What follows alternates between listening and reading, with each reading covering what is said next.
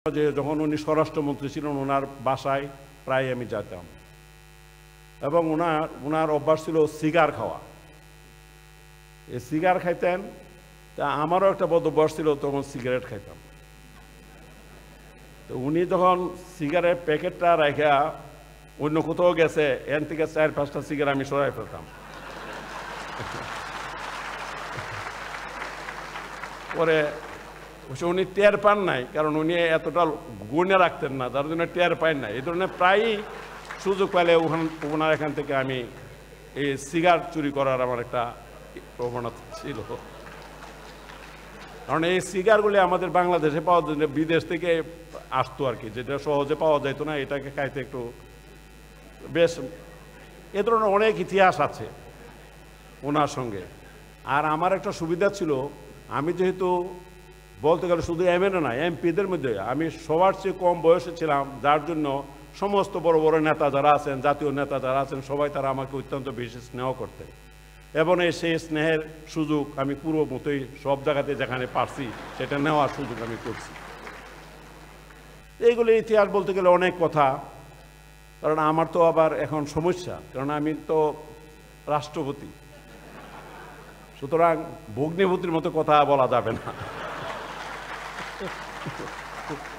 সুতরাং অনেক কথা বলতে গেলে মানে আবার কোন কথার কোন অর্থকে যে কীভাবে করে এটার কোনো ঠিক ঠিকান নাই, যার জন্য আমি খুব নিরাপদ বোধ করি যে লেখার ভিতরেই আমি থাকি। এই লেখার ভিতরে থাকা সত্ত্বেও আমার কথাকে কতভাবে যে কত ধরনের টুইস্ট হয়, কতভাবে যে নিউজ হয়, এটা বলা যায় না। আবার এমন একটা ব্যাপার যে যাই বলুক না কেন আমার কোনো সুযোগ নাই সেটার প্রতিবাদও করার, মানে খুব বেকায়দা একটা পজিশনের মধ্যে আছে। আমি এই কথাও বলতে পারি না যে আপনি যেভাবে বলছেন এই কথাটা ঠিক এইভাবে আমি বলি নাই, এইটাও আমার বলার সুযোগ নাই। সুতরাং এই হলো আমার অবস্থা।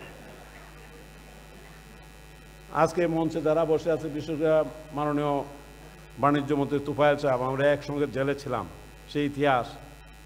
ময়মনসিংহ জেলে ছিলাম 6.5 মাস, থাকার পরে তখন মোটামুটি পাশাপাশি ছিলাম, ওখান থেকে আমাকে ট্রান্সফার করে দিল কুষ্টিয়া জেলে। হঠাৎ শুনলাম যে কুষ্টিয়া জেল থেকে, ময়মনসিংহ জেল থেকে তোফায়েল সাহেবকে কুষ্টিয়া আনতেছে। ভাবলাম যে ভালোই হবে, দেখাটা হবে। কিন্তু দেখা গেল উনাকে আনবার আগে আমার এন থেকে ট্রান্সফার করে পাঠাইছে রাজশাহী জেলে। উনি ভাবছিলেন যে কুষ্টিয়া এসে আমার সঙ্গে দেখা হবে, কিন্তু উনি আমাকে পান নাই, আর উনাকে আমার দেখার সুযোগ হয় নাই। আবার রাজশাহী জেল থেকে অনেক তদবির করে ট্রান্সফার নিয়ে আসলাম ঢাকা জেলে। এটা অনেক তদবির করে আইছি, এমনি আনতে চায় না, তদবির করে ঢাকা জেলে আইছি।